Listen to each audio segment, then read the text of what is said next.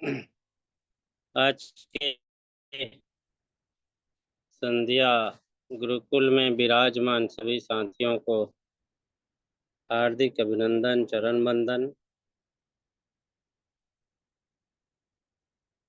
सभी साथीगण, आज की जो सेशन जबरदस्त होने वाला है और साथी अगर अभी गुरुकुल में विराजमान नहीं हो पाए हैं तो उनसे निवेदन है, जरूर आज फोन कॉल करके इनवाइट कीजिए, क्योंकि आज की सेशन जबरदस्त लाजवाब होने वाले हैं। तो सभी से निवेदन है कि तुरंत कॉल कीजिए और जो नहीं आ पाए हैं वो गुरुकुल में शामिल हो, ताकि गुरुकुल की जो सेशन जो रहता है बहुत लाजवाब सेशन रहता है। तो आज के सेशन को शुरुआत करते हुए हमारे दुनिया की सबसे बेहतरीन कंसेप्ट के जन्मदाता श्री के.डी. प्रस्थापन सर और श्रीमती टीना प्रस्थापन मैम को चरण वंदन करते हुए, और आज सभी ग्रेट ग्रेट गुरुओं जो आज इस गुरुकुल में विराजमान हैं, सबको दिल से अभिनंदन, स्वागत, वंदन। हमारे मातृशक्तिगण हमेशा इस गुरुकुल को अपना अहम भूमिका निभाते हैं। सबको दिल से अभिनंदन, स्वागत, वंदन। और ज़्यादा देर न करते हुए आज की सेशन लाजवाब सेशन होंगे, जोरदार सेशन होंगे, क्योंकि ये सेशन आज जो सारे होस्ट बना दिए, पूरा पैनल मैं समझा संभाला। बेहतरीन होंगे। तो ज़्यादा देर ना करते हुए मैं अपने सेशन की ओर आगे बढ़ता हूं, और हमारे बीच में विराजमान हैं हमारे इंडिया की आन बान शान और माता अहिल्या की धरती से हमेशा विराजमान रहते हैं, इंदौर शहर से, जो हमारे एक ऐसे शहर है जहां से माता अहिल्या की धरती है। और सर को सभी को होस्ट के सहयोग के साथ मैं इनवाइट करने जा रहा हूं। Shri Ritesh Munshi sir, please welcome sir, आएँ और गुरुकुल को आगे बढ़ाएं। Please welcome sir, Ritesh Munshi sir, please welcome, welcome welcome most welcome sir. Welcome sir, welcome welcome. Thank you welcome welcome welcome most welcome, बहुत बहुत स्वागत है sir. Sir, thank you all of you स्वागत है सर। सर। बहुत बहुत धन्यवाद sir, बहुत बहुत धन्यवाद। चलिए, बहुत ही गर्मजोशी के साथ में आप सभी लोगों ने मेरा स्वागत किया, इसके लिए आप सभी लोगों को दिल से बहुत बहुत धन्यवाद। आप लोगों को आज की होस्टिंग कर रहे हैं हमारे अर्निंग ईगल इंडिया के founder member Ram Lakhan Patel sir को भी मैं बहुत बहुत शुक्रिया अदा करूंगा कि उन्होंने आज थोड़ा सा संकट का समय कह सकता हूँ मैं हमारे गुरुकुल पर है अभी हल्का सा, क्योंकि हमारे थोड़ा कुलदीप सर का स्वास्थ्य ठीक नहीं है। हम सभी लोग आज लगे हुए थे, फिर भी शो मस्ट गो ऑन जो कहा गया है। तो कुलदीप सर का स्वास्थ्य में थोड़ा सा फ्लोटिंग है उनको, अभी रिपोर्ट्स में पता पड़ा है ये। थोड़ा सा ब्लड प्रेशर और शुगर लेवल बढ़ गया था उनका। तो हम लोग सभी बहुत चिंतित थे, और हम सभी आज माता रानी से प्रार्थना करेंगे कि उनका स्वास्थ्य ठीक हो जाए। वैसे ही हमारे ग्रेट मिराजुद्दीन सर की भी 2 दिन में जो है बाईपास सर्जरी है, तो उनके लिए भी हम प्रार्थना करें। हम सभी से मैं ये अनुरोध करूंगा कि जब भी आप दिया लगाए, अगरबत्ती लगाए, तो इन 2 शख्सों के लिए जरूर जरूर प्रार्थना करें, क्योंकि दोनों ही हमारे गुरुकुल के लिए बहुत महत्वपूर्ण है। तो आज हम सभी राम लखन पटेल सर, विश्वजीत सर, मैं, श्रद्धा श्रुति मैम, हम सभी लोग आज दिन भर से लगे हुए हैं, और हम लोग यही प्रार्थना कर रहे हैं कि हमारे कुलदीप सर जल्द से जल्द ठीक होकर हमारे बीच वापस आए। तो चलिए, कुलदीप सर की जो शिक्षा है कि शो मस्ट गो ऑन, आज भी उन्होंने कहा कि नहीं, अब मेरा तो तबीयत कैसे भी रहे लेकिन आप जो है सेशन को कंटिन्यू रखें। तो ऐसी ग्रेट सोच वाले हमारे कुलदीप सर को बहुत प्रणाम है। और सबसे पहले मैं माता रानी के चरणों में अपना शीश को नवाता हूँ। और हम सभी जो ट्रू हाइरिचियंस है, मैं हम सबकी तरफ से माँ से प्रार्थना करता हूँ कि हम सत्य की लड़ाई जो लड़ रहे हैं उसमें वो हमारे साथ रहे और उनका आशीष हमारे शीश पर बना रहे। तो गुरुकुल में मौजूद सभी पार्टिसिपेंट्स, सभी को-होस्ट, सभी गुरुगण, जितने हमारे मेंटर्स हैं, सभी को मैं प्रणाम करता हूँ। सबसे पहले हमारे संस्था के प्रमुख केडी प्रतापन सर और श्रीना मैडम को बारंबार प्रणाम है। उनकी सोच को बहुत-बहुत मैं नमन करता हूँ कि उनकी एक सोच ने वो हमें 3 बार यहाँ पर 3 मर्तबा हमें यहाँ पर इकट्ठा होने पर हमारी हम लोगों को इकट्ठा करती है उनकी एक सोच। तो चलिए आज जो टॉपिक है मेरा वो बिल्कुल कोर्ट जो न्यायपालिका है हमारा उससे कंसर्न्ड है। क्योंकि बहुत सारी टर्मिनोलॉजी ऐसी होती है कि हम समझ नहीं पाते हैं। जैसे कि अगर मैं कहूँ कि जज, जस्टिस, मजिस्ट्रेट या यूँ कहूँ कि लॉयर्स, एडवोकेट्स, बैरिस्टर, सॉलिसिटर, ये सारे हमको लगता है कि एक जैसा है, लेकिन इनमें बड़ा अंतर है।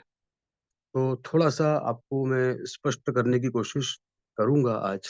और आप में से जो भी लोग अगर उसको नोट डाउन करना चाहें तो ज़रूर करें, बहुत काम की चीज़ है। क्योंकि अभी हमारा भी जो केस है, बर्ड्स का जो केस है और बाकी जो केसेस है वो चल रहे हैं हमारे।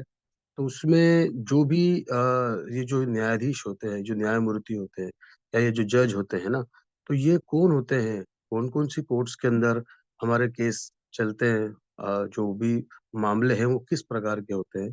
तो मैं थोड़ा-सा आपको ये जो 2 लोग हैं, जिनके बीच में सब कुछ चलता रहता है, वो है जज और वकील। तो आज तो मैं इन्हीं के बारे में आपसे बात करूँगा विस्तृत रूप से। तो मैं बस मेरी टॉपिक का जो शुरुआत करता हूँ मैं। तो देखिए, ये जो न्यायपालिका है, ये संविधान का एक महत्वपूर्ण अंग है। जो कॉन्स्टिट्यूशन है हमारा, संविधान जो है, न्यायपालिका जो जुडिशरी है, वो उसका बहुत इम्पोर्टेंट पार्ट है, अंग है। न्यायपालिका का कार्य जो होता है, वो नागरिकों की रक्षा और सुरक्षा के साथ उनके अधिकारों की रक्षा करना भी होता है। न्यायपालिका बहुत एक ज़िम्मेदार संस्था है, मैं यूँ कहूँगा कि हमारी रक्षा और सुरक्षा नागरिकों की जो है, वो उसके जो अधिकार जो हमारे हैं, उसकी रक्षा करना होता है। सुप्रीम कोर्ट, हाई कोर्ट या जिला स्तर न्यायालय, ये हमें पता ही है कि 3 प्रकार की ये जो जो होती है कोर्ट्स। सुप्रीम कोर्ट सबसे बड़ा है, फिर हाई कोर्ट जो है वो उसको बीच का एक कोर्ट हो गया, और जो जिला स्तर का जो न्यायालय जिसको हम सेशन कोर्ट बोलते हैं, ये सब पूरे देश में कानून का राज्य स्थापित करने और जनता को न्याय देने के लिए ही बने। तो इनका जो न्यायपालिका का काम ही ये है कि जनता को न्याय दिलाना। कार्यपालिका और जनता के बीच एक महत्वपूर्ण कड़ी के रूप में यह अदालत काम करती है।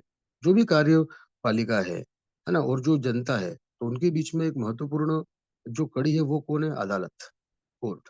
आपने सुना होगा कोर्ट में मामले की सुनवाई जज, जस्टिस या मजिस्ट्रेट करते हैं। जैसे हमारा भी जो मामला चल रहा है, तो उसमें भी हमको ये 3 चीज़ें देखने को मिलती है। जज क्या है, जस्टिस क्या है, मजिस्ट्रेट हमको एक जैसे लगता है। सब जज है, सब ये न्यायाधीश है, तो फिर न्यायमूर्ति कौन है? है ना? तो थोड़ा बताता हूँ मैं आपको। क्या ये तीनों अलग होते हैं या फिर ये तीनों एक-दूसरे के पूरक या पर्यायवाची होते हैं? इन तीनों में क्या अंतर होता है? ठीक है? तो मैं आपको 3 जो वर्ड्स हैं जिसको हम कि सिनोनिम्स कहते हैं या पर्यायवाची, जज, जस्टिस या मजिस्ट्रेट, है ना? जो न्याय करने का जिनके पास में अधिकार होता है। तो किसी देश में भी न्याय दिलवाने के लिए उस देश में एक न्याय व्यवस्था होती है। तो सभी कंट्रीज़ में कुछ न कुछ तो न्याय व्यवस्था होती ही है। तो जज या न्यायाधीश जो होते हैं, इसी न्याय व्यवस्था का एक बहुत महत्वपूर्ण अंग होते हैं।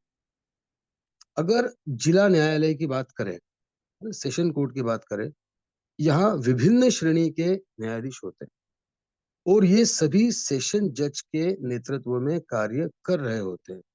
न्याय व्यवस्था को संतुलित बनाए रखने और सुचारू रूप से चलाने के लिए सेशन जज बाकी न्यायाधीशों को उनकी वरिष्ठता के आधार पर न्यायालय आवंटित करते हैं और इस प्रकार निर्धारण होता है कि कौन किस प्रकार के मामलों की सुनवाई करेगा। दरअसल कोर्ट में अगर हम देखें तो दो प्रकार के प्रायः सबसे ज्यादा मामले आते हैं। एक होता है सिविल और दूसरा होता है क्रिमिनल। सिविल मामलों में अधिक अधिकार और क्षतिपूर्ति की मांग होती है। जो सिविल मामले जो रहते हैं उनमें राइट्स की बात चलती है, अधिकार की बात होती है और क्षतिपूर्ति जो कंपनसेशन होता है उसकी मांग होती है। ठीक है। और वहीं जो क्रिमिनल मामले होते हैं या फौजदारी के मामले जो रहते हैं, जिनको हम कहते हैं क्रिमिनल, जो फौजदारी के मामले हैं, इन मामलों में दंड की मांग की जाती है, पनिशमेंट्स। तो सिविल के मामले में किसी प्रकार के अधिकारों का हनन हो रहा होता है। मतलब जो भी हमारे अधिकार होते हैं, जो हमारे मौलिक अधिकार है, अगर उसका हनन होगा तो वो मामला हमारा सिविल में जाएगा। और सिविल के मामलों में ज्यादातर जमीन जायदाद, इन्हीं सबसे ये मामले जुड़े हुए होते हैं। जबकि क्रिमिनल जो मामले होते हैं उसमें मारपीट और जो फौजदारी के मामले, जो हत्या है ना, और जो अन्य तरह के जो अपराध होते हैं उसमें ये आते हैं। अब एक चीज हमारे दिमाग में आती है कि मजिस्ट्रेट कौन होता है। तो चलिए, मजिस्ट्रेट जो है वो न्यायाधीश के तरह ही एक जिले के कानूनी मामलों को संभालता है। मजिस्ट्रेट क्या करता है? न्यायाधीश की तरह एक जिले के कानूनी मामले, जो भी लीगल मैटर्स हैं, उनको वो देखता है। लेकिन न्यायाधीश के रूप में उसकी जो शक्तियां हैं वो सीमित होती है। ज्यादा सख्तियां नहीं कर सकता है, वो सख्त नहीं हो सकता है। मजिस्ट्रेट जैसे कि फांसी या उम्र कैद की सजा बिल्कुल नहीं दे सकते हैं।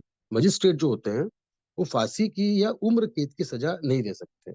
मजिस्ट्रेट में सबसे ऊपर का पद होता है CJM, चीफ जुडिशियल मजिस्ट्रेट। ठीक है। तो मजिस्ट्रेट का जो सबसे ऊपर का पद हो गया वो हो गया CJM, chief judicial magistrate. Magistrate revenue के मामले में सुनवाई करता है। छोटे छोटे सिविल मामलों की सुनवाई डिस्ट्रिक्ट मजिस्ट्रेट या DM या सब डिविजनल मजिस्ट्रेट, जिसको हम SDM बोलते हैं, वो करता है। लेकिन इसका मतलब ये नहीं कि मजिस्ट्रेट का जो पद है वो किसी प्रशासनिक अधिकारी को ही मिलता है ना। तो ये खास बात हमने देखी। तो जो मजिस्ट्रेट है उसमें जो सबसे अपर पोस्ट होती है वो CJM की होती है। अब जस्टिस किसे कहते हैं और जस्टिस क्या करते हैं? मजिस्ट्रेट बता दिया मैंने आपको, अब मैं जस्टिस के बारे में आपको बता रहा हूँ कि जस्टिस किसे कहते हैं और जस्टिस क्या करते हैं।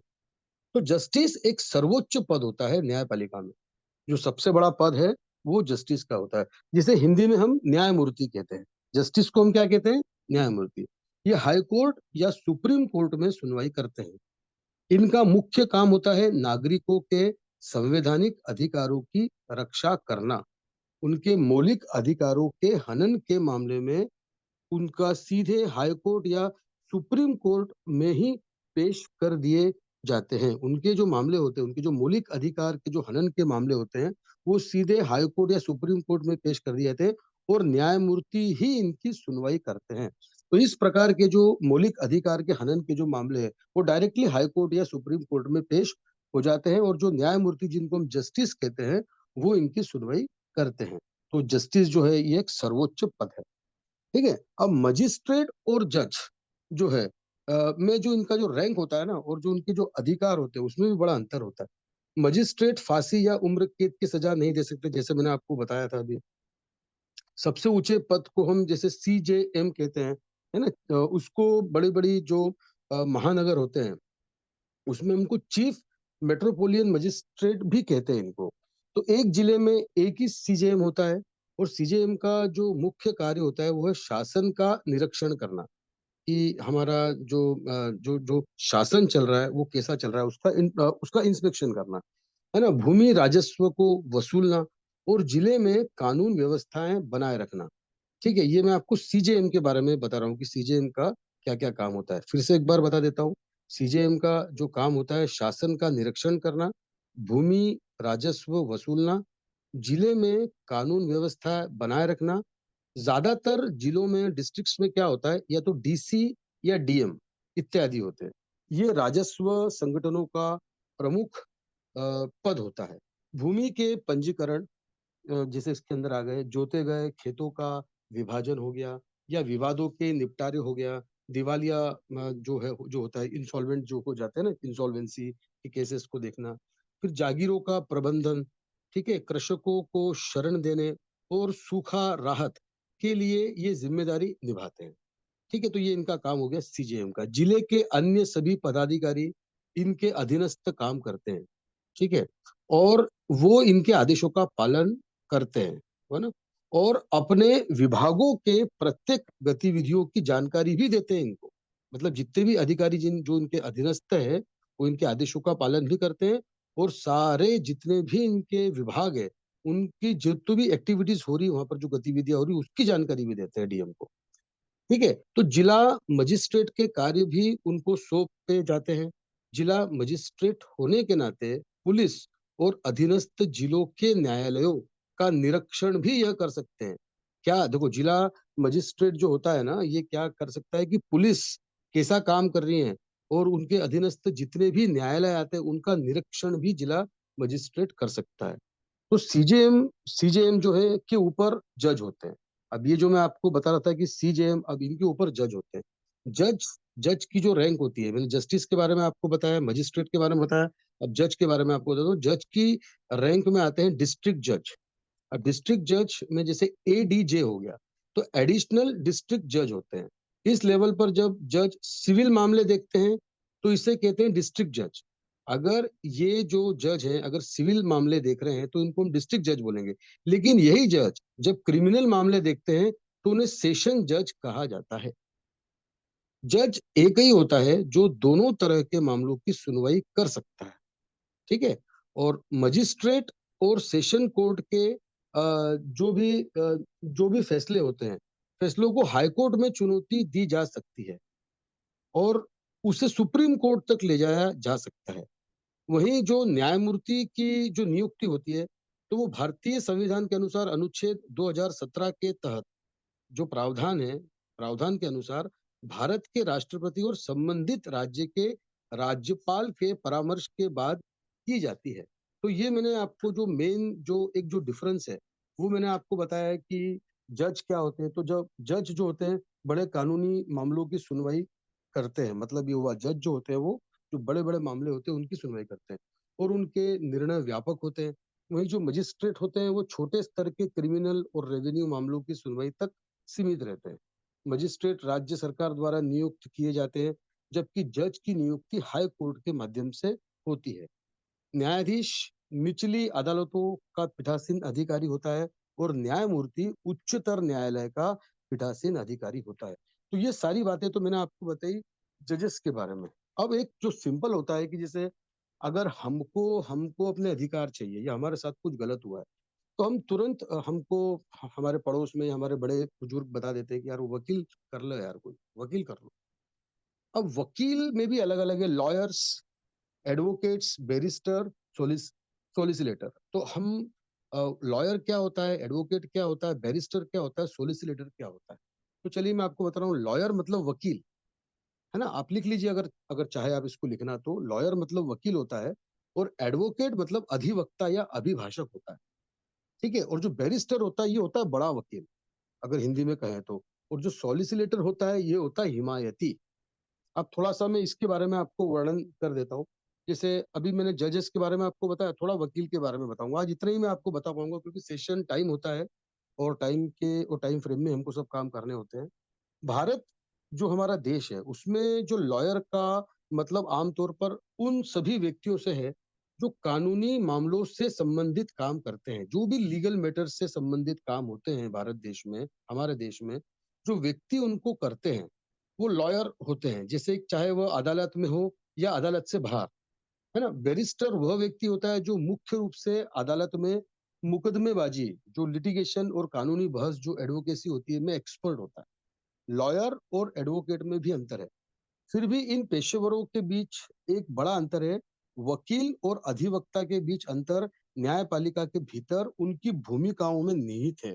अब कौन सा जो ये अब दोनों कानून के पर्सन है लेकिन उनकी जो अधिकार है उसमें बड़ा अंतर है। वकील विशेषज्ञ कानूनी सलाह देते हैं, जबकि अधिवक्ता मतलब जो एडवोकेट्स होते हैं, वकील क्या कर रहे हैं, कानूनी सलाह दे रहे हैं। जबकि जो एडवोकेट्स हैं मुख्य रूप से अदालत में मुवक्किलों का प्रतिनिधित्व करते हैं। तो जो हमारे मुवक्किल होते हैं, है ना, जो बेचारे जिन्होंने कोर्ट केस किया है तो वो मुवक्किल हो गए। तो उनका उनका जो है प्रतिनिधित्व करते हैं वो कौन होते हैं? एडवोकेट। और जबकि वकील क्या करते हैं? हमें विशेषज्ञ कानूनी सलाह देते हैं, स्पेशलाइजेशन होता है उनका, और वो लीगल एडवाइस देते हैं, हम जिनको एडवाइजर बोलते हैं, तो वो वकील है, तो वो लॉयर कहते हैं हम उनको, है ना। भारत में अब जैसे बैरिस्टर है, तो बैरिस्टर किन्हें कहा जाता है? वे सभी कार्य करने के लिए योग्य होते हैं। जो बैरिस्टर होता है, मैंने बताया ना, बड़ा वकील, वो सभी कार्य करने के लिए योग्य होता है। जो एक वकील कर सकता है वो सभी काम बैरिस्टर कर सकता है, लेकिन वे उच्च न्यायालयों जैसे कि अपील न्यायालय में ग्राहकों का प्रतिनिधित्व करने में भी सक्षम है। तो जो अपील न्यायालय है उसमें प्रतिनिधित्व जो है वो बैरिस्टर करता है। भारत में कोई भी व्यक्ति जो अधिवक्ता है उसे बैरिस्टर कहा जा सकता है, एज सिंपल एज दैट, यदि उसे सुप्रीम कोर्ट या हाई कोर्ट में अभ्यास करने की अनुमति दी गई हो। तो बैरिस्टर कौन है? जिसे सुप्रीम कोर्ट या हाई कोर्ट में अभ्यास करने की अनुमति दी गई हो। तो अधिवक्ता और जो सॉलिसिटर है, जो सॉलिसिलेटर है, वो उनके बीच में भी अंतर है। अधिवक्ता मतलब मैंने आपको बता ही दिया, जो एडवोकेट्स है, और जो सॉलिसिलेटर है मतलब वो हिमायती है। अधिवक्ता वो होता है जिसका काम कानून की अदालत में मुवक्किल के मामलों के लिए बोलना होता है। अधिवक्ता क्या करता है? अपने मुवक्किल के लिए बोलता है, उसका प्रतिनिधित्व करता है। जबकि सॉलिसिलेटर जो होता है एक प्रकार का वकील होता है जिसकी पारंपरिक भूमिका कानूनी दस्तावेजों का मसौदा तैयार करने जैसी ग्राहकों को कानूनी सेवाएं प्रदान करना होता है। तो देखिए इन दोनों में अंतर है। ये क्या करता है कि सॉलिसिलेटर जो होता है एक जो कानूनी दस्तावेज जो है ना उसका जो मसौदा है उसको तैयार करता है, और ग्राहक जो होते हैं, जो कस्टमर्स होते हैं इन लोगों के, जैसे हम लोग हैं, हम लोग इनके पास में गए तो ये हम इनके ग्राहक हो गए, कस्टमर हो गए, तो जितनी कानूनी सेवाएं जो है वो हमको प्रदान करता है। तो देखिए कितना हमको लगता सब एक जैसा है कि लॉयर है, एडवोकेट है, बैरिस्टर है, सॉलिसिलेटर है ना। तो ये सारी है चीजें। अब जैसे कि अब मैं लॉयर की बात करूं, तो वकील और सॉलिसिलेटर ये एक जैसे शब्द हमको लगते हैं। वकील एक ऐसा शब्द है जो किसी भी ऐसे व्यक्ति का वर्णन करता है जो लाइसेंस प्राप्त है और कानूनी सलाह दे सकता है, या अदालत में ग्राहकों का, या हम जो कस्टमर्स की बात मैंने अभी की थी, उनका प्रतिनिधित्व कर सकता है, वो वकील है। लॉयर है, लॉयर कानूनी सलाहकार, कानूनी विश्लेषक, कानूनी अधिकारी या कानूनी प्रबंधक हो सकता है। मतलब अगर आप एलएलबी करते हैं तो यू कैन बिकम कानूनी सलाहकार, है ना। आप लीगल जो है एडवाइजर बन सकते हैं, विश्लेषक आप एनालिस्ट, आप एनालिसिस का काम कर सकते हैं, आप कानूनी अधिकारी बन सकते हैं, और आप कानूनी प्रबंधक मैनेजर भी उसके अंदर आप बन सकते हैं। चलिए, ये तो लॉयर्स के बारे में बताया। एडवोकेट्स को मैंने आपको बताया अधिवक्ता या अभिभाषक। एडवोकेट के इस प्रकार से अलग अलग नाम है, परंतु हिंदी में ऐसे व्यक्ति से जिसको न्यायालय में किसी अन्य व्यक्ति की ओर से उसके हेतु या वाद का प्रतिपादन करने का अधिकार प्राप्त होता है। मतलब किसी दूसरे व्यक्ति के लिए जब वो बोलता है ना, तो वो एडवोकेट हो गया। अधिवक्ता किसी दूसरे व्यक्ति के स्थान पर या उसके तरफ से दलील प्रस्तुत करता है, वो एडवोकेट हुआ। ठीक है। बैरिस्टर के विषय में मैंने आपको पहले बताया था, फिर से एक बार बताता हूँ। संक्षेप में अगर मैं बात करूं तो बैरिस्टर आमतौर पर अदालत में अपने मुवक्किल का प्रतिनिधित्व करने वाले अधिवक्ता के रूप में काम करते हैं। दूसरी ओर सॉलिसिलेटर और वकील अपना ज्यादातर कानूनी काम किसी लॉ फर्म या ऑफिस में करते हैं। सॉलिसिलेटर एक कानूनी व्यवसाय होता है जो परंपरागत रूप से कुछ अधिकार क्षेत्रों में अधिकांश कानूनी मामलों से निपटता है। इनका काम ऑफिस का ही रहता है। ठीक है। तो सॉलिसिलेटर एडवोकेट की भूमिका सॉलिसिलेटर और बैरिस्टर का संयोजन है, हम इसको ऐसा कह सकते हैं। तो सॉलिसिलेटर एडवोकेट आमतौर पर सिविल या आपराधिक मुकदमेबाजी में विशेषज्ञ होते हैं, और उन्होंने उच्च जो प्रमाणन है वो प्राप्त किया होता है। ठीक है, जो उन्हें अदालत में अपने मुवक्किलों का प्रतिनिधित्व करने की अनुमति देता है। तो ये मैंने आपको आज थोड़ा कोशिश करी कि मैं आपको थोड़ा सा जो जजेस हैं और जो जो एडवोकेट्स हैं, जिनको कि हम लॉयर्स भी बोलते हैं, बैरिस्टर्स भी बोलते हैं, तो थोड़ा सा मैं समझा पाऊँ आपको, क्योंकि ये टर्मिनोलॉजी बार बार यूज होती है। हम बार बार इनके बारे में बात करते हैं, तो ये इनके क्या, इनके जो है इनके कार्य क्षेत्र क्या है, ये किस प्रकार से न्याय करते हैं, और इनकी रैंक्स कैसी होती है, कार्य प्रणाली इनकी क्या रहती है, कहाँ तक ये सीमित है, कितनी शक्तियां ये लोग कर सकते हैं, कौन हमारा प्रतिनिधित्व करता है। तो ये सारे एक मैं कहूँगा कि एक जॉनर है ना? लॉ। लॉ जो है ये हम सभी को थोड़ा-सा इसके बारे में पता होना चाहिए। तो आज जैसे हाई रिच में आज हमको इसकी ज़रूरत क्यों पड़ रही है? जैसे आपको पता है, कल हमारा बहुत इम्पोर्टेंट जो है बर्ड्स का एक जो है हमारा केस चल रहा है और इसके पहले जो हमारा 28 तारीख वाला जो बहुत इम्पोर्टेंट हमारा एक जो केस था 1070 एफआईआर नंबर, उसमें भी जो है वो कंटेस्टेड डिस्पोज़ ऑफ हुआ। डिस्पोज़ ऑफ क्या है, डिसमिस क्या होता है, एक्विटेंस क्या होता है ना? एक्विटल क्या होता है, ये सारा भी मेरे को बताने का पर अभी इतना समय नहीं है कि मैं आपको ये सब चीज़ें बता सकूँ। पर मुझे लगा कि सबसे पहले तो ये क्लियर टर्मिनोलॉजी होना बहुत ज़रूरी है कि जज और वकील, क्योंकि इनसे हमारा पाला तो पड़ना ही है, आज नहीं तो कल। तो जैसे अभी हमारा जो कंपनी है फेस कर रहा है, हमने इतने सारे एडवोकेट्स किए थे, लेकिन अब जो है हमारे जो मनोज जॉर्ज साहब हैं, ये हमारे एडवोकेट हैं और अब ये सारे जो है हमारे दलीलें रख रहे हैं वहाँ पर, हमारा प्रतिनिधित्व कर रहे हैं हाई रिच का। तो ये एडवोकेट है और सारी हमारी एडवोकेट्स की इनकी टीम है। तो क्या होता है एडवोकेट यानी है ना, अधिवक्ता भी होता है और अभिभाषक भी होता है। तो ये जैसे मैंने आपको थोड़ा-सा आज बताया, रिकॉर्डिंग ज़रूर सुनना आप, आपको बहुत क्लैरिटी मिलेगी, आपको सारे टर्म्स आपको जो है समझ में आएँगे। कोशिश कर रहा हूँ मैं, फिर इसके बाद का जो सेशन मेरा रहेगा, आज थोड़ा समय नहीं मिला मेरे को और अभी भी समय मेरे पास में नहीं है कि मैं आपको डिस्पोज़ ऑफ, डिसमिस और ये सब बता पाऊँ, तो एक डिफरेंट सेशन मुझे और लेना पड़ेगा, इट विल टेक टाइम। तो आप बहुत समझदार लोग हैं और आपने बहुत अच्छा ईद ईद का भी हमने जो है बहुत ही हमारा अच्छा कार्यक्रम रहा, आप लोगों ने बहुत एन्जॉय किया। उसी प्रकार से हमारा नवदुर्गा का ये 9 दिन का कार्यक्रम चल रहा है। हम सभी लोग जो है उपवास कर रहे हैं, हम लोग मंदिर में जाते हैं, पूजा-पाठ करते हैं। तो जैसे मैंने पूर्व में भी आपको बताया कि हमारे जो इस गुरुकुल के जो प्रमुख स्तंभ है हमारे हमारे कुलदीप सर, वो भी एडमिट है अस्पताल में। तो हम सभी लोग जो हैं प्रार्थना करेंगे उनके लिए और हम जो भी सहयोग कर सकते हैं अपनी तरफ से। तो सहयोग मतलब यही है कि हम बस उनके लिए प्रार्थना करें। भगवान से, ईश्वर से, आप जिस भी इष्ट को आप मानते हैं, उनके लिए और हमारे मोहम्मद मेराजुद्दीन साहब के लिए। तो दोनों के लिए आप प्रार्थना करें, दोनों ही बहुत इम्पोर्टेंट हैं हमारे हमारे लिए, हमारे साथी भी हैं और गुरुकुल का एक बहुत अहम हिस्सा है।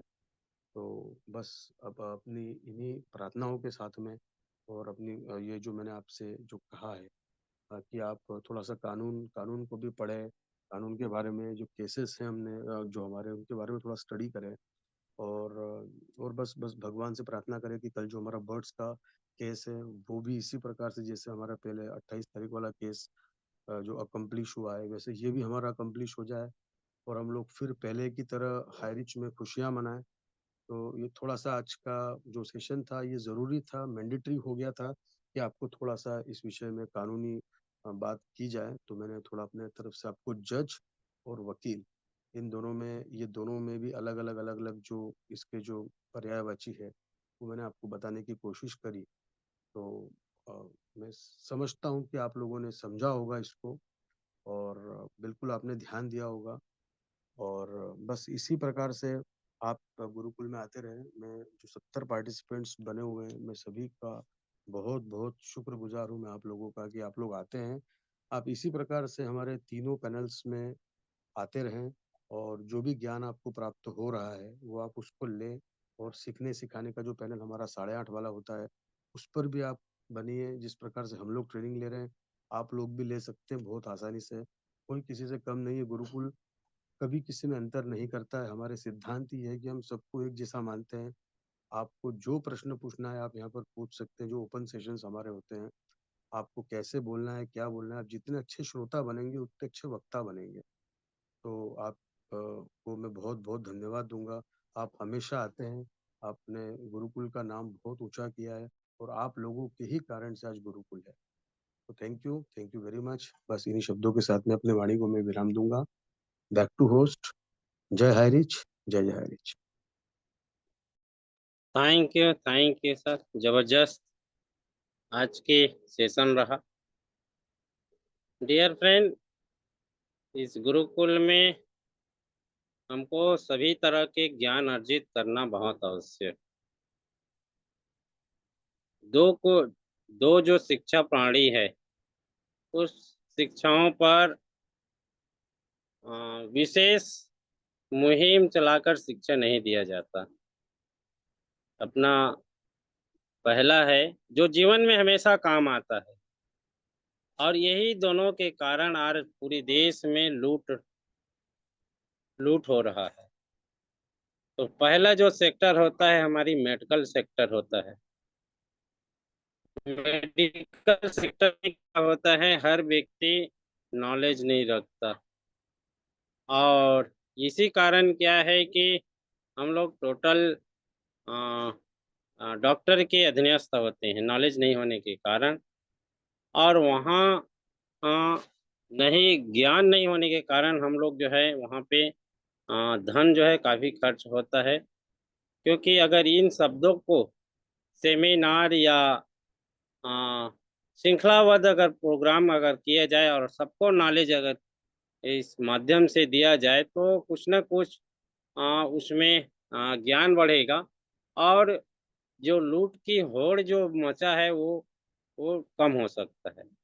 तो आज हमारी जो दूसरा सेक्टर के संबंध में चर्चा हुआ, लॉयर की वजह से कोर्ट कोर्ट में क्या क्या होता है, कानून क्या होता है, इस संबंध में डिस्कस हुआ। तो आज हमारे सेशन में जो बताया गया कि हमारे न्याय जो व्यवस्था है, दो प्रकार की व्यवस्था है। पहला व्यवस्था है कि कार्यपालन, और दूसरा होता है न्यायपालिका। तो जो कार्यपालिका जो के संबंध में सर ने चर्चा किया कि एक सिटी तहसीलदार, फिर एसडीएम, फिर कलेक्टर, फिर कमिश्नर, फिर रेवेन्यू को, ये क्या होता है, कार्यपालन मजिस्ट्रेट के अंतर्गत में आता है। इसमें छोटे अपराध जो होते हैं जैसे 107-16 है आपका, कहा जाए 151 की जो धाराएं होता है अपराध की, उसको सुनाई होता है। या कहीं सिटी या जगह में अगर लॉ एंड ऑर्डर बिगड़ने की स्थिति होता है तो 144 या कर्फ्यू जैसे जो सेस होता है उस पर जो है क्रियान्वित करता है। और दूसरी हमारी जो न्याय व्यवस्था है वो होता है कार्यपालन मजिस्ट्रेट, न्यायपालिका मजिस्ट्रेट। तो न्यायपालिका में जैसे सर ने चर्चा किया कि लोअर कोर्ट, फिर डिस्ट्रिक्ट कोर्ट, फिर हाई कोर्ट, फिर सुप्रीम कोर्ट। तो इस तरीका से जो न्याय की जो जो व्यवस्थाएं है उस व्यवस्थाओं पर काफी ढंग से अच्छे ढंग से चर्चा हुआ। तो नेक्स्ट में और आगे चर्चा होंगे, तो मैं आगे और इनवाइट करने जाऊंगा, क्योंकि ये जो सेक्टर की जो चर्चाएं जो है गुरुकुल में होना बहुत आवश्यक है।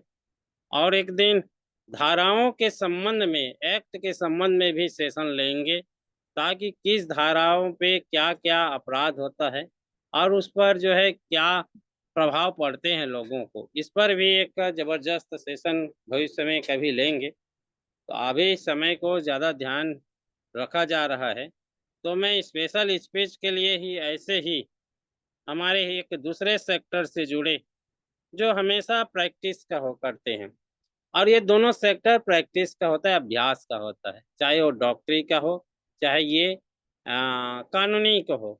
तो जो व्यक्ति जितना ज़्यादा प्रयास करता है उसमें जो उतनी ही डॉक्टरी हासिल करता है। और ये दोनों सेक्टर को एक एक जो है इसको कहा जाए ज्ञान की सेक्टर है, और जब तक अभ्यास नहीं करेंगे डियर फ्रेंड ज्ञान बढ़ेगा नहीं। तो इसी को लेके मैं एक हमारे बीच में विराजमान, हमेशा गुरुकुल में विराजमान रहते हैं, तो स्पेशल स्पीच के लिए मैं डॉक्टर मोहम्मद हसन सर को इनवाइट करना चाहूँगा। तो प्लीज़ वेलकम सर, आएँ और आज की जो टॉपिक जो बहुत अच्छे टॉपिक हैं इस पर जो है अपना विचार रखें। तो please welcome sir, doctor Mohammad Hasan sir, special speech के लिए please welcome sir, most most welcome sir. Welcome, most welcome. Hasan sahab, most welcome welcome. Sir, yes yes, thank you welcome sir, welcome thank you, sir. Thank you sir, thank you, I love you. जय जय Harish. Sir अभी मेरा आवाज आ रहा है? Yes sir, अगर please continue. थोड़ा सा, क्योंकि आज नेटवर्क का इशू हो रहा है बार बार, और बीच जी में जी अभी मीटिंग को भी कंटिन्यू नहीं सुन पाया, नेटवर्क ब्रेक हो गया बीच में, जी आवाज जी। आ रहा था। तो आज हमारा जो मीटिंग हुआ है उस पर हम बात करेंगे और उसके पहले हम परमपिता परमात्मा को नमन करते हैं, उस परवरदिगार को जिसने हम सबको बनाया। और हमारी संस्था Highrich online shopping group of company और हमारी संस्था के संस्थापक मिस्टर प्रतापन सर और सीनियर प्रतापन मैडम, इनको हम नमन करते हैं और नमन करते हैं अपने इस संगठन को। और संगठन में हमारे सभी साथियों को और पैनल पर बने सभी हमारे आज के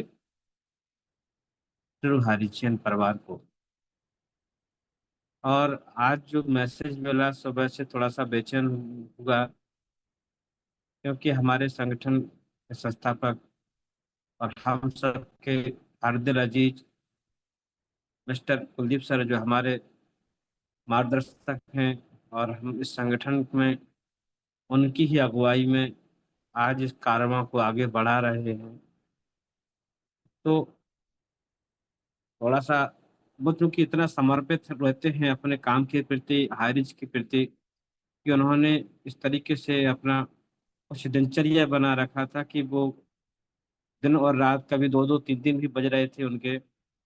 और कैसे लोगों से बातें उनकी होती हैं, कंटिन्यू घंटों लोगों को कन्विंस करना, लोगों को बताना, और मीटिंग को कंटिन्यू रखना है, उसके लिए भी अपनी कोर टीम से बातें, कैसे कहाँ किसको रखना, क्या करना, आजकल किसको देना। तो वो काफी तरीके से हारिज का पूरा अपडेट पूरा ऑल ओवर इंडिया में हमारा जो हारिज परिवार है और केरल के अंदर में हमारा जो मैनेजमेंट है उससे कनेक्टिविटी रखकर हम अपने लोगों को वो करंट अपडेट और सही इंफॉर्मेशन और एथेंटिक अपडेट अपने लोगों तक मुहैया करा पाए। इन सब तमाम चीजों को लेकर और उनके अपने व्यक्तिगत जीवन को लेकर उनका जो अभी कुछ एक मेडिकल इशू हुआ है और हमारे सर अभी हॉस्पिटलाइज हुए हैं। तो हम सब दुआ करते हैं अपने सर के लिए, हमारे सर बहुत जल्दी स्वस्थ हों, मस्त हों, जबरदस्त हों।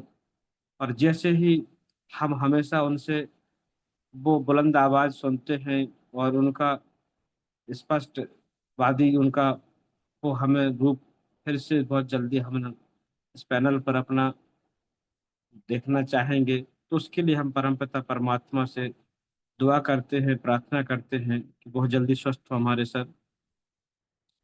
और आज की हम मीटिंग की बात करते हैं दोस्तों, बहुत शानदार लाजवाब आज का हमारा मीटिंग रहा। और मैं तो सोचा भी नहीं था कि शायद इस विषय पे हमें कभी हमारे हाईरिच के पैनल पर हमें मीटिंग मिलेगा, क्योंकि ज़्यादातर हम सब लोग कहीं ना कहीं हमारी लाइफ में इन सब से हमारा पाला पड़ता है। हमारा जो लाइफ है कहीं ना कहीं हम आज जो अपनी जो भी हमारे कार्य होते हैं वो सब हम कानूनन उनको हमें प्रतिपादित करना पड़ता है, कानून के दायरे में करना पड़ता है। पर कभी कभी हमें उस कानून की उस न्यायालय के जो नियम हैं उनकी सही जानकारी नहीं होती है और हम कुछ गलत जानबूझकर या गलती से कुछ गलतियां कर जाते हैं, तो हमें फिर अपने इस न्यायपालिका की शरण में जाना पड़ता है। और अगर हम सही से जानकारी रखते होंगे तो वहां पर हमें बहुत कुछ राहत मिल सकती है। तो एक इतना महत्वपूर्ण टॉपिक आज का दोस्तों, मैं ज़्यादा हालांकि इस टॉपिक में या इस क्षेत्र में नॉलेज नहीं रखता हूं, तो मैं आपको उस पर कोई अ, अभी सर के द्वारा जो हम सब ने सुना है उस पर ज़्यादा डिटेल नहीं रख पाऊंगा, क्योंकि सर के ही मुंह से वो अच्छा लगा मुझे, और अच्छा हमेशा लगता है जब भी उनसे अपडेट हमें मिलता है, क्योंकि वो वाकई में लॉयर हैं। और उनके द्वारा जब भी हमें कोई अपडेट आता है या कानूनी हमारा जो लीगल कोई हमें अपना अपडेट मिलता है सर से, तो वो उनके द्वारा बहुत अच्छी तरीके से हम सबको समझ में आता है। और सर ने आज हमारी भारतीय न्यायपालिका को लेकर और उसके अंदर में जो भी हमारी हमारे डिस्ट्रिक्ट से लेकर और सुप्रीम कोर्ट तक जो भी हमारी यहाँ पर शक्तियाँ होती हैं और हमारे जो जज और न्यायमूर्ति जो कुछ भी सर ने आज बताया, वो सब यहाँ पर उनका कहाँ क्या अथॉरिटी होता है और क्या पावर होता है और किस तरीके से हम उसकी सही जानकारी रखकर अपना काम, क्योंकि हम सब कहीं ना कहीं आज नहीं कल इनसे दो चार होना ही पड़ता है किसी न किसी विषय को लेकर, तो हम बड़े आसानी से अपना काम करा सकते हैं। और आज ही जैसे कि हम सब लोग हाई रिच में ही अभी 15 महीने से इन सब चीज़ों का ही अभी सफर कर रहे हैं, तो आज हम रोज अभी उसी अपडेट में देखते हैं और सुनते हैं कि आज हमें जज के द्वारा ये चीज सुनने को मिली है, अभी हमारे कोर्ट में ये तारीख इस तरीके से हुई है, हमारा केस पोस्टपोन्ड हुआ है या इसको जो है डिस्पोज में हुआ है कोई केस, तो वो किस रूप में हुआ है, उसकी प्रकृति क्या रही है, वो कैसा क्या होता है, उसका क्या मायने होता है, बहुत सारी चीजें होती हैं। अगर हम इससे जुड़े हुए थोड़ा सा नॉलेज बढ़ाते हैं अपना, दोस्तों बहुत काम की चीजें होती हैं और इससे हम बहुत अच्छा अपना जो है सरलता से इसका जो है बेनिफिट भी ले पाते हैं। और जब हमें जानकारी नहीं होती है तो हमें फिर हर एक काम के लिए वकीलों के साथ में अपने काम को कराना पड़ता है और हमारा बहुत सारा पैसा वहां पर फिर गैर जरूरी हमें खर्च करना पड़ता है, क्योंकि हम उस क्षेत्र के जानकार नहीं है, तो फिर हमें जो जानकार व्यक्ति बताएगा उसी तरीके से हमें करना पड़ेगा और वो बताएगा तो अपनी सर्विस कुछ चार्ज भी रखेगा, वो हमें पे करना पड़ता है। तो अगर हम इससे बचना चाहते हैं, थोड़ा बहुत अगर कुछ जानकार बनते हैं, तो यहाँ से हम काफी हेल्प मिल सकती है। तो आज हमारे सर के द्वारा बहुत अच्छे से हमें हेल्पफुल में आज मीटिंग मिला है और बहुत अच्छा आज का सेशन सर के द्वारा हम सबको मिला है, बहुत ही ज्ञानवर्धक और बहुत ही उपयोगी हमारी लाइफ का एक ऐसा सेशन। और हम तो सर से अपेक्षा करेंगे कि इससे रिलेटिव और भी जो कड़ियां होती हैं, क्योंकि ये बहुत बड़ा अथाह एक वो है, क्योंकि भारतीय संविधान हमारा उसके अंतर्गत में जो एक बहुत सारे नियम कानून हमारे मौलिक अधिकार और उसके अंदर में जो हमारी धाराएं, और अभी जैसे सर ने बोला भी हमारे great leader mister Patel sir ने कि आगे हमारी कौन कौन सी धारा हमारे किस किस जगह पर उपयोग में की जाती है और उसके क्या क्या उसमें शक्तियां होती हैं, तो कहाँ कहाँ हमें किस तरीके से उस पर भी हमें आगे अभी सीखने को मिलेगा।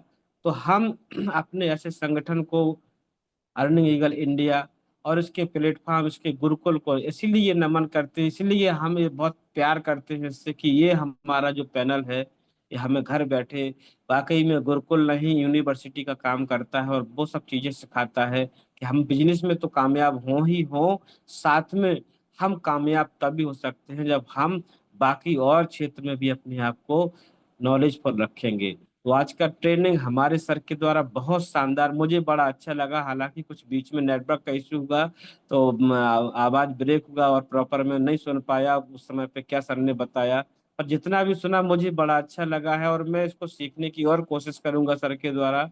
और आज का मीटिंग बहुत अच्छा लगा और हमारे great leader mister Patel sir के द्वारा आज जो होस्टिंग हो रही है, वो हमेशा की तरह ऐसे जो दो लोग हमारे हमारे संगठन के फाउंडर मेंबर हैं और एक शख्स नहीं शख्सियत के रूप में हमारे बीच में आज हमको मीटिंग देने, होस्टिंग और ट्रेनिंग के रूप में हमारे बीच में आए। हम ऐसे अपने दोनों ही लीडरों को, दोनों ही हमारे अपने गुरुओं को हम नमन करते हैं और बहुत शानदार आज हमें सर से नॉलेज मिला है। तो हम आपको नमन करते हैं, सैल्यूट करते हैं, हेड्सअप करते हैं सर। और इसी तरीके से हमें आगे भी आप सबसे बहुत कुछ सीखने को मिलेगा। और समय को मैं ज्यादा नहीं जाया करूंगा, अपनी बात को रोकूंगा। सबको नमस्कार, जय जय हरे।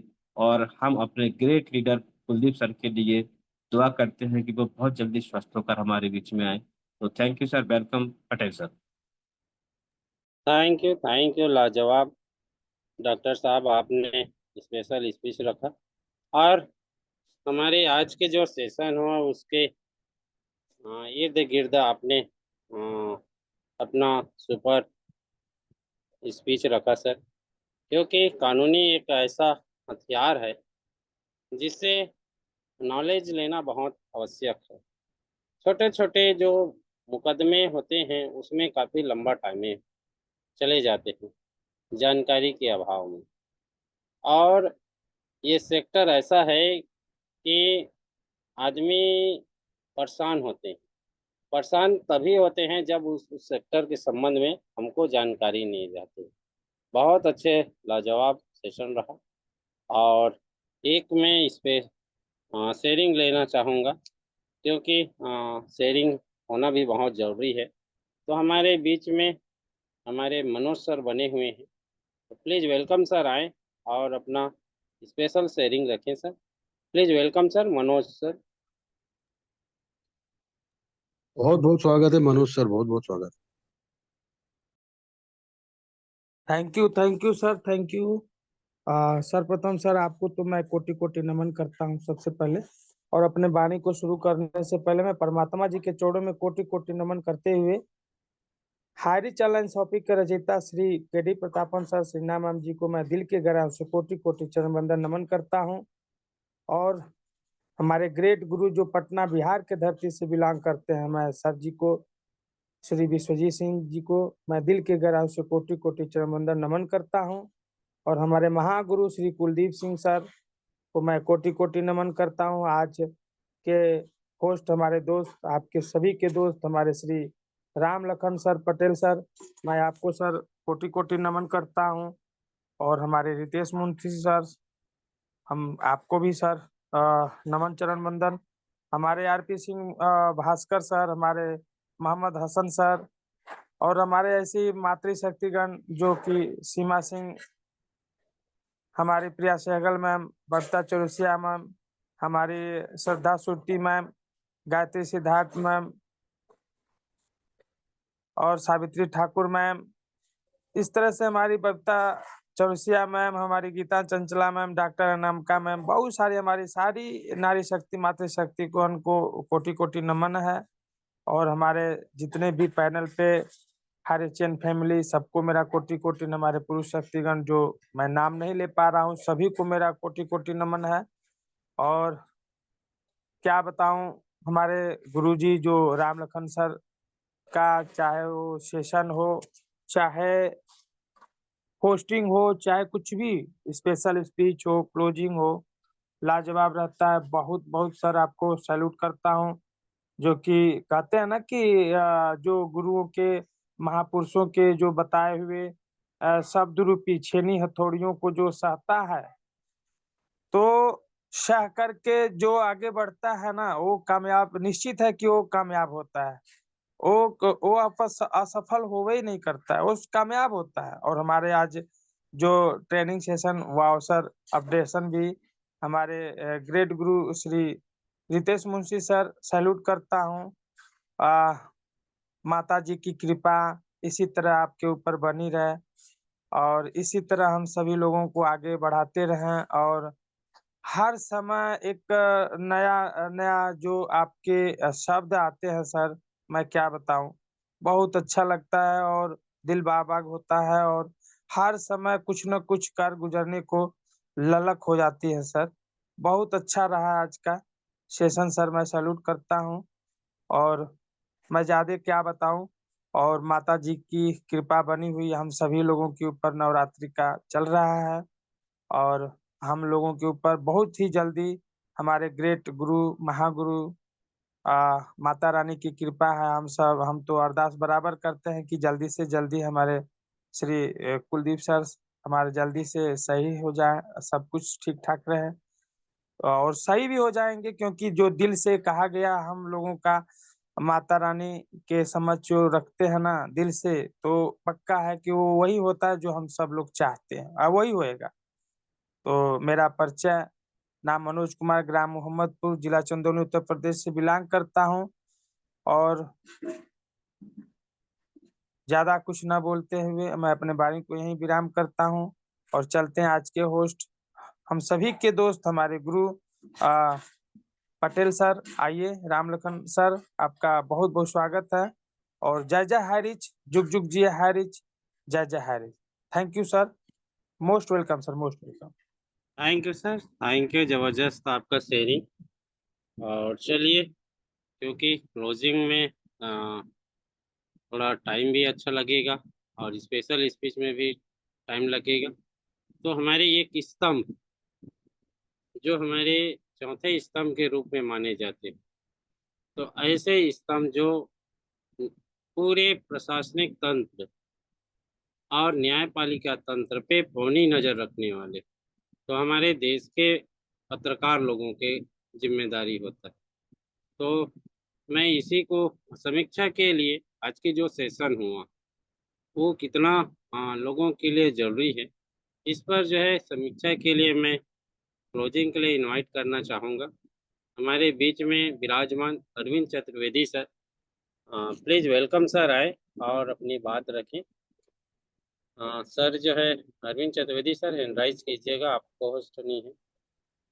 Most welcome sir, Arvind Chaturvedi साहब। जी जी जी, सर को को होस्ट बना वेलकम दीजिएगा। Sir, welcome welcome.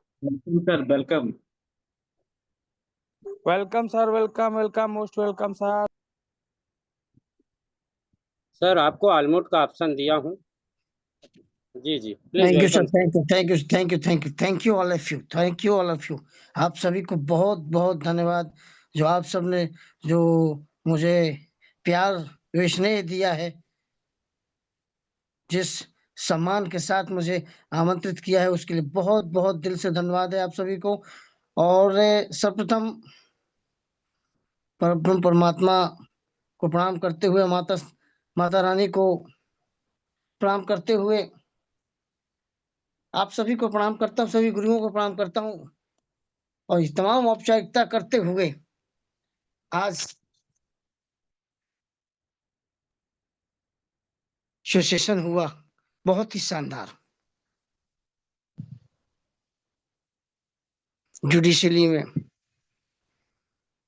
जुडिशरी के बारे में बताया, मजिस्ट्रेट के कार्य बताए, कौन कौन सी शाखाएं कहाँ कहाँ कैसे कैसे काम करती हैं, किन किन का कौन कौन सा तरीका होता है, क्या क्या एरिया होता है, क्या क्या उनके अधिकार होते हैं, बखूबी बखूबी बहुत ही शानदार तरीके से आज रितेश मुंशी सर ने रखा। हेड्स ऑफ यू सर, आपको बहुत बहुत धन्यवाद, क्योंकि आपने बिल्कुल वो सटीक जानकारी रखी है, हम सबके सामने रखी है। वो ये बहुत जरूरी है, ये आदमी, हर व्यक्ति को, चाहे वो पुरुष हो या महिला हो, हर व्यक्ति को इस चीज की जानकारी होनी चाहिए। और मैं इतना जरूर कहना चाहूंगा आप सभी से, ये रिकॉर्डिंग ये रिकॉर्डिंग बिल्कुल सेव करके रखिएगा, क्योंकि हर व्यक्ति के जीवन में ये विधिक विधिक गैलरी में जाना पड़ता ही है। किसी न किसी तरीके से आप न्यायिक प्रक्रिया में जाते ही हैं, फंसते ही हैं। और जहां हमें ज्ञान नहीं होता है, तो हमें जो उसके जो प्रोफेशनल अधिवक्ता होते हैं, उनके अनुसार हमें वो खर्च वहन करना पड़ता है,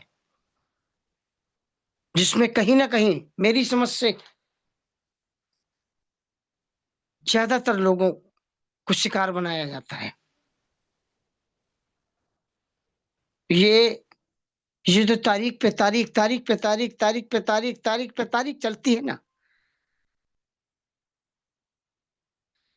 ये यहीं से जन्म लेती है दोस्तों। क्योंकि आज अगर देखा जाए तो करप्शन सब जगह बैठ चुका है, हर जगह जंग लग चुकी है। इसीलिए ये तमाम जानकारियां हमें आपको बहुत जरूरी है। हालांकि भगवान ना करे कि आदमी अपने जीवन में ये अदालतों के चक्कर झेलने पड़े, लेकिन जहां अपने हक की बात आती है, वहां आदमी को इस कानून की इस कानून की उस चार दीवारी में जाना पड़ता ही है, जहां कहीं ना कहीं ज्यादातर लोग पीसे जाते हैं। और आज के सेशन में ये जो बातें बताई गई, ये बहुत जरूरी है हमारे आपके जीवन में दोस्तों। उसके बाद डॉक्टर मोहम्मद हसन सर आए, उन्होंने भी बहुत सारी बातें रखी, बहुत ही शानदार। क्योंकि आज वही चीज आज हम आप हाई रिस्क में झेल रहे हैं, लेकिन जब कोई चीज अच्छी होती है तब आपने देखा होगा कि वहां एक वकील, जब आप अपना केस लेके जाते होंगे और आपके पास वो एविडेंस पॉजिटिव होंगे, तो वो वकील स्वतः हंस के आपके केस को ले लेता है। लेते सभी हैं, लेकिन कुछ कुछ पैसों की वजह से नखरे भी दिखाते हैं। अरे तुम उसके यहाँ जाओगे तो इतना लगेगा, अभी ये मैं तो इतना बता रहा हूँ, अभी इतने में हो जाता है ये केस। ये तमाम बातें रखते हैं और लोगों को ठगते हैं। दरअसल दोस्तों, इस संसार में अगर शिक्षा आपने प्राप्त की है तो आपको कोई भी व्यक्ति आपको बेवकूफ नहीं बना सकता है। इस चीज को देख लीजिएगा। और आजकल उसी शिक्षा के द्वारा जो इन पदों पे बैठ जाते हैं लोग, वो अशिक्षित या कम जानकारी या जानकारी का अभाव होने पर ऐसे लोगों को शिकार बनाते हैं। एक आध बिरले ही आपको मिलते हैं, जैसे हमारे हाईरिस्क में जो हाईरिस्क के आज केस देख रहे हैं, हमारी लीगल टीम, मनोज जौहर साहब, जो हमारी टीम है, लीगल टीम है, ऐसे एक आध मिलते हैं, एक आध बिरले होते हैं कि हम बाद में लेंगे। क्यों? क्योंकि केस में दम है। जब केस में दम है तभी कोई व्यक्ति इतने दावे के साथ बोलता है, क्योंकि वो तो जानकार होते हैं इसको कहाँ से किस रास्ते पे ले जाएंगे, कहाँ से किस रास्ते पे ले जाएंगे, तब जाके ये बात होगी। अगर ये जज हमारे काम नहीं कर रहे हैं तो इनसे ऊपर वाले जज के द्वारा इस पे हम एक प्रक्रिया होती है, उसके तरह उस पर डायरेक्शन दिलवा देते हैं। ये तमाम बातें होती हैं, ये जुडिशरी की हैं ये सारे काम, और ये बहुत ही शानदार तरीके से आज हमारे आपके सामने बीच में रखे गए हैं। बस मैं इतना ही कहना चाहूंगा कि आज के होस्ट रामलखन पटेल सर, वाकई बहुत ही शानदार तरीके से आप होस्टिंग कर रहे हैं, बहुत ही शानदार सर। आप सबका आशीर्वाद यूं ही हमारे गुरुकुल में बना रहे। और आज हमारे जो गुरुदेव कुलदीप सर आज अस्पताल में एडमिट हैं, उनके लिए माता रानी से प्रार्थना करते हैं कि वो जल्द से जल्द स्वस्थ होकर हमारे गुरुकुल में आए। माता रानी इतनी शक्ति दे उन्हें कि वो जल्द से जल्द रिकवर करके हम सबके बीच में आए। और एमडी मिराज सर के लिए, क्योंकि वो ये दोनों शख्सियत हमारे गुरुकुल की शान है। उनकी भी बाईपास सर्जरी होनी है तो उनके लिए भी मैं प्रार्थना करना चाहूंगा, हे प्रभु, हे माता रानी, इनको भी जल्द स्वस्थ करके हम सबके बीच में लाएं। और इन्हें दोनों लोगों को जल्द स्वास्थ्य लाभ प्रदान प्रदान करें। और बस इन्हीं शब्दों के साथ अपनी वाणी को विराम देना चाहूंगा और एक उद्घोष जय जय हरीश के साथ अपनी वाणी को विराम देता हूँ। Back to host Ramlakhan Patel sir. Welcome sir.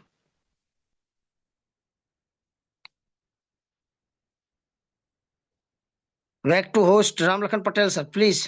धन्यवाद सर, धन्यवाद कि आप आए और आज की सेशन की सार रखे, इसके लिए आपको बहुत बहुत दिल से धन्यवाद सर। तो चलिए अब आशीष वचन की ओर हम लोग आगे बढ़ते हैं।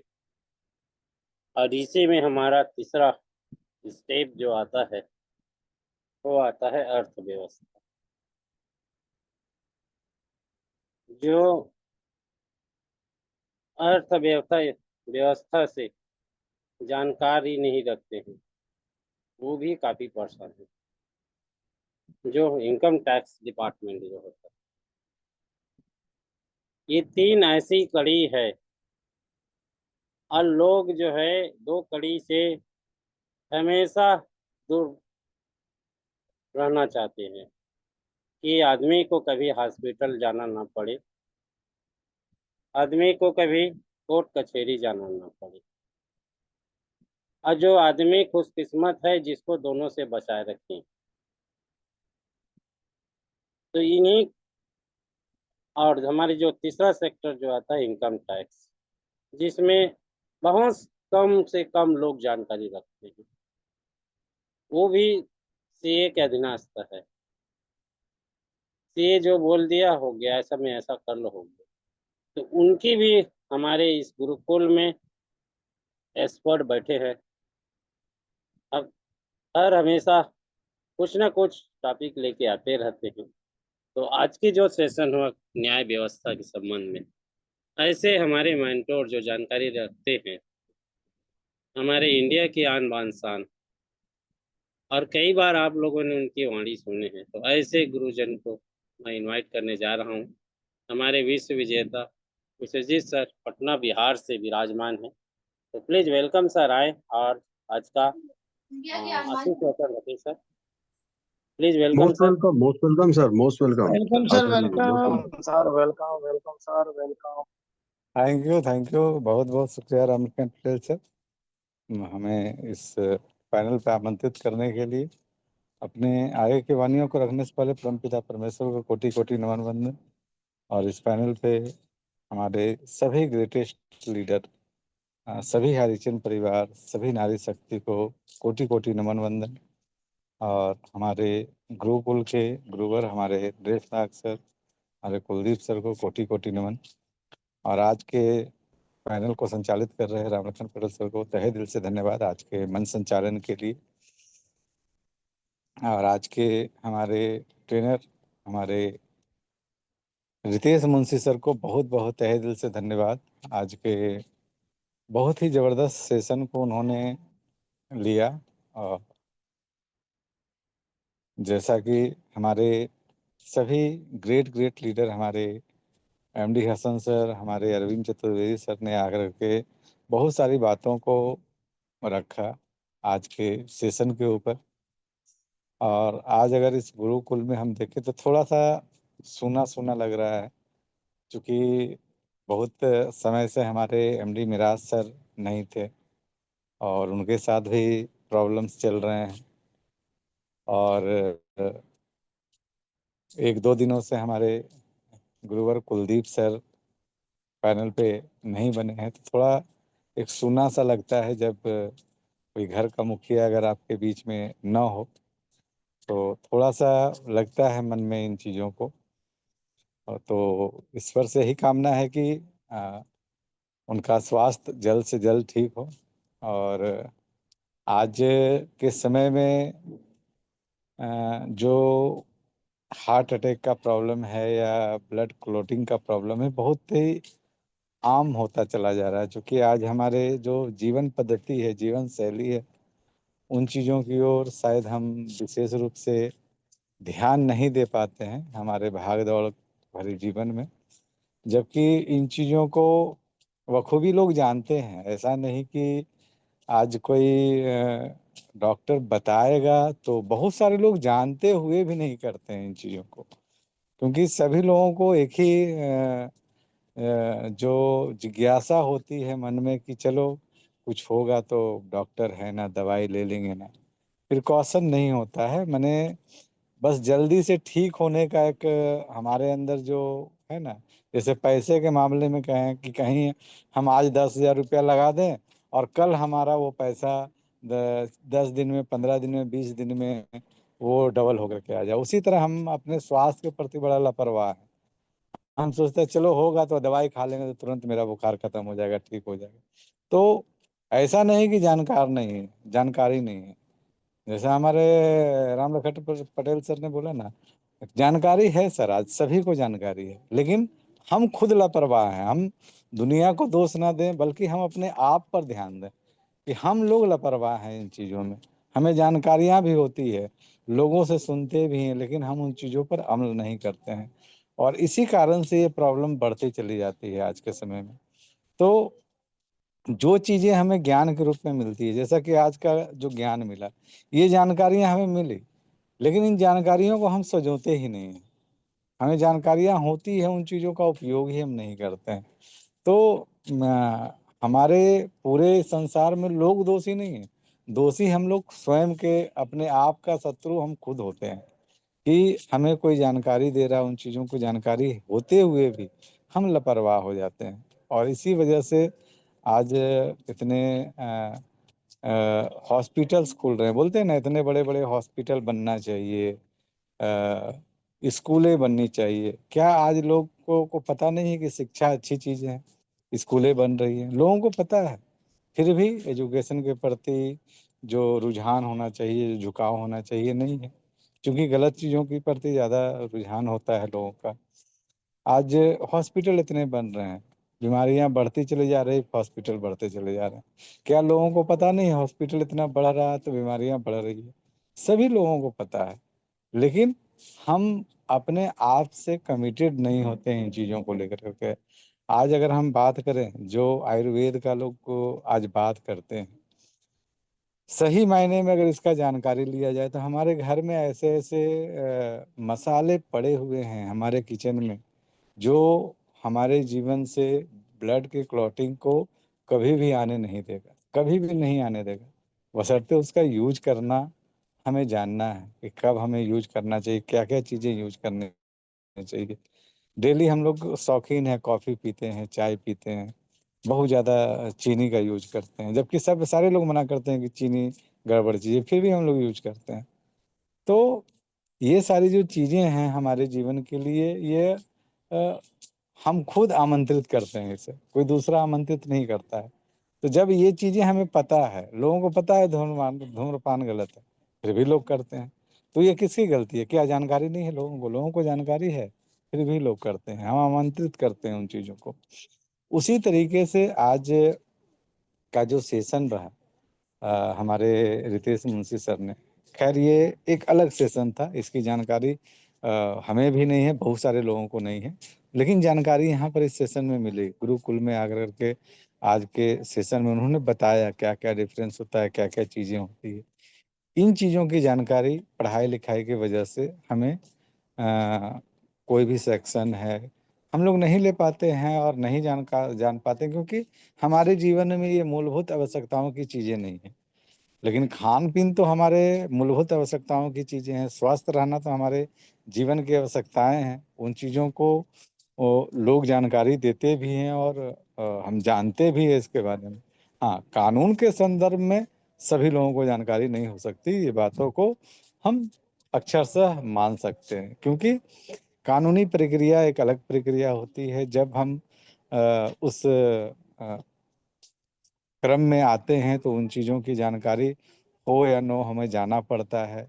और खुदा न करे कि कभी, ईश्वर न करे कभी ऐसी परिस्थितियां आए, लेकिन चूंकि इतने सारे व्याधियां, इतने सारे कार्यक्रम हैं, आप ज़मीन लेने जाएं तो वहाँ पर प्रॉब्लम है, वहाँ पर बहुत सारे टर्म कंडीशन होते हैं। आप कभी किसी मनी मैटर में फंस जाते हैं, वहाँ पर कुछ अलग प्रावधान है।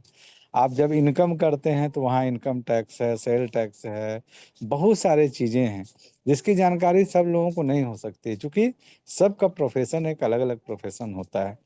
तो अब सब कोई चाहेगा कि हम सीए बन जाएं तो संभव तो है नहीं। अब हर कोई चाहे कि हम डॉक्टर ही बन जाएं तो संभव तो है नहीं। लेकिन हाँ, थोड़ी थोड़ी जानकारियाँ, बेसिक नॉलेज हमें होनी जरूरी है। जब हम इन चीज़ों को समझते हैं और जानते हैं तो इन चीज़ों की जानकारियाँ हमें रखनी चाहिए। बेसिक नॉलेज तो रखना ही चाहिए। अगर आप टू व्हीलर चलाते हैं तो बहुत सारे लोग टू व्हीलर चलाते हैं, लेकिन उसका नियम क्या है, कानून क्या है, वो चीज़ों की जानकारी हम नहीं रखते हैं। तो बेसिक उसका नॉलेज हमें रखना चाहिए। फोर व्हीलर अगर आप चलाते हैं तो बेसिक चीज़ें क्या क्या होनी चाहिए, उसकी जानकारी हमें होनी चाहिए। तो बेसिक नॉलेज, डीपली नॉलेज तो आप कोई प्रोफेशनल है नहीं, क्योंकि कल के डेट में अगर आपके साथ कुछ होता है तो कोई ना कोई प्रोफेशनल ही आकर के उन चीज़ों को करता है। जैसे कि अगर हम बात करें, हाईरिच इतनी बड़ी कंपनी है, तो क्या उस कंपनी को चलाने के लिए क्या सरीना मैम अकेले चला सकती हैं? उसके लिए प्रोफेशनल हायर करना होता है जो सारी चीज़ों को देखेगा। उसी तरीके से आज का जो सेशन रहा, उसमें आपको बेसिक नॉलेज दिया गया, बेसिक चीज़ों की जानकारी हमें होना बहुत ज़रूरी है, ताकि हम समझ पाते हैं कि आखिर चल क्या रहा है, किस तरीके से चल रहा है। तो बेसिक नॉलेज बहुत ही इम्पोर्टेंट होता है। और यहाँ पर इस गुरुकुल में आपको बेसिक नॉलेज ही दिया जा रहा है। कोई प्रोफेशनल हमें नहीं बनाया जा रहा कि हम यहाँ पर कोई प्रोफेशनल बन जाएंगे। यहाँ पर बेसिक चीज़ें जो हमारे मूलभूत आवश्यकताओं के लिए ज़रूरी है वो जानकारी यहाँ पर दिया जा रहा है। तो उन चीज़ों को हमें ग्रैप्स करना बहुत ज़रूरी है, जानना ज़रूरी है। और जितने भी लीडर हैं सबका अलग अलग अलग अलग क्षेत्र का एक क्वालिफिकेशन होता है। उस क्वालिफिकेशन के अनुसार अपनी बातों को हम तक पहुंचाते हैं, हम उन चीज़ों को सीखते हैं। तो सच में कहें तो आज का सेशन में जो जानकारी हमारे रितेश मुंशी सर ने दिया, मुझे भी इसका बेसिक नॉलेज जो कोर्ट का होता है बहुत ज़्यादा जानकारी नहीं है, क्योंकि कभी भी उस तरह की चीज़ों में अभी तक हम नहीं पढ़े, तो उन चीज़ों की जानकारी हमें बेसिक रूप से नहीं हम रख पाए। तो कम से कम बेसिक जानकारी हमें सर ने बताया कि क्या क्या चीज़ें होती है, उसका टर्मिनोलॉजी क्या होता है, कौन क्या कार्य करता है, किसका कार्य पद्धति क्या है, कार्य क्षेत्र क्या है, सीमा क्या है, इन चीज़ों को जानना बहुत ज़रूरी है। और इसी तरह का कुछ कुछ सेशन आने वाले समय में आपको मिलते रहेंगे, जिससे कि आपका बेसिक नॉलेज, बेसिक ग्राफ बढ़े। और इस गुरुकुल में अगर किसी के पास हेल्थ को लेकर के अवेयरनेस है तो आप सेशन जरूर रखें, क्योंकि हमारे घर का जो बेसिक उपचार है हमारे जीवन के लिए बहुत ही महत्वपूर्ण है। मैं तो आज अगर मैं फिर आपको एक बात बताता हूँ कि आज लगभग 15 साल सफ़र का हुआ जब से मैंने पहला हमारा बिजनेस शुरू हुआ था एमवे इंडिया। वहाँ से मैंने इस फूड सप्लीमेंट आयुर्वेद के बारे में जब पढ़ना शुरू किया तो आज 15 साल हो गए हैं। मैं एलोपैथ का एक गोली तक नहीं लिया हूँ, चाहे सर दर्द का भी करे, फीवर हो, मैंने नहीं लिया। अब सोचिए क्यों नहीं लिया है, क्योंकि ये हमारे जीवन की मूलभूत आवश्यकताएं हैं।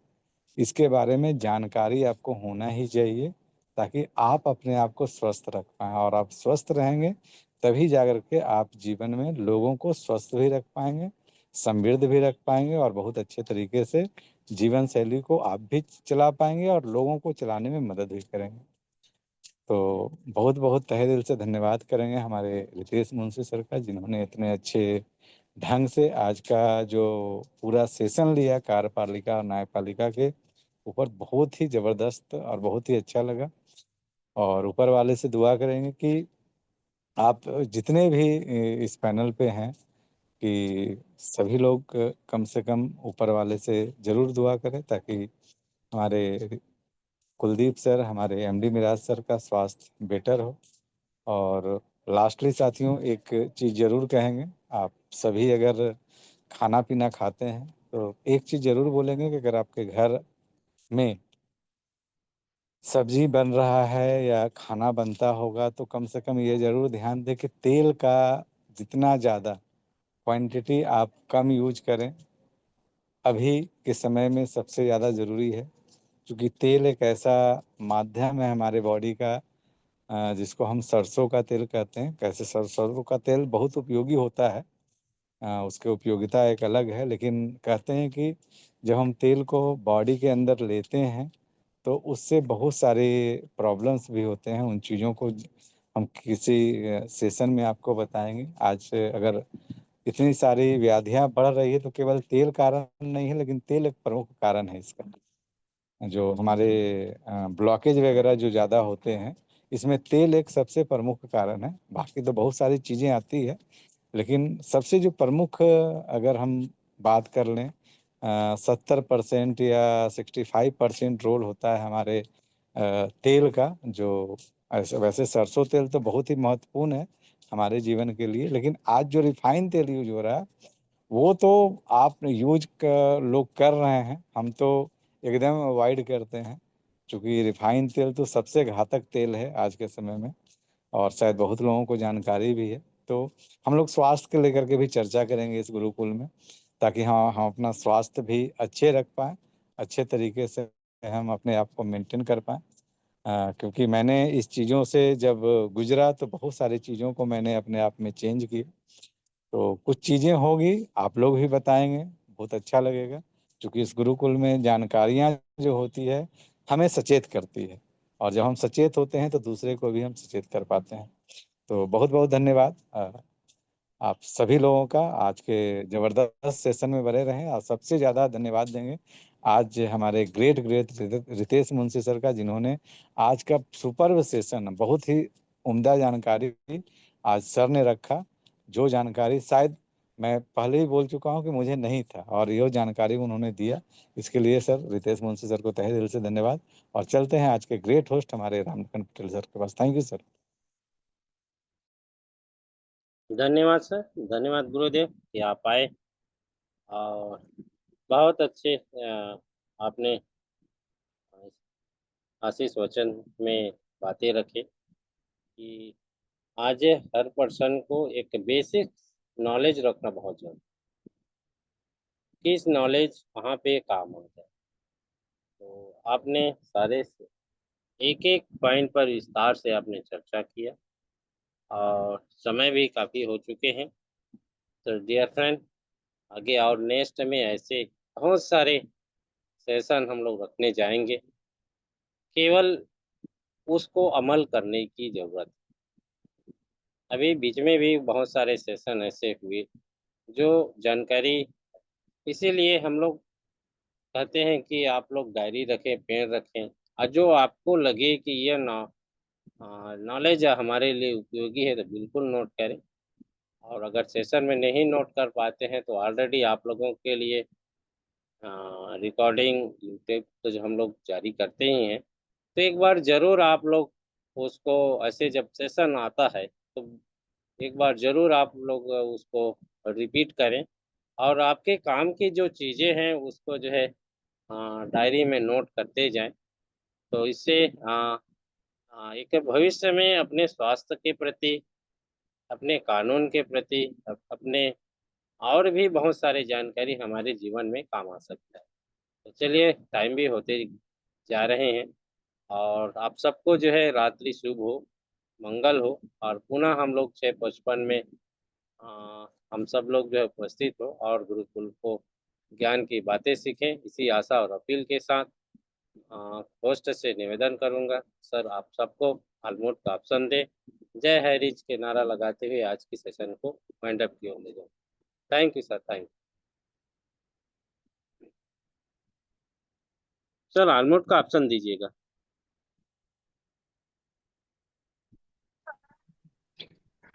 जय जय हरे, जय जय हरे। जय जय जय हरि, जय हरि, जय हरि, जय हरे, जय जय जय हरे, हरि, हर हर जय हरि, जय हरि, जय हरि।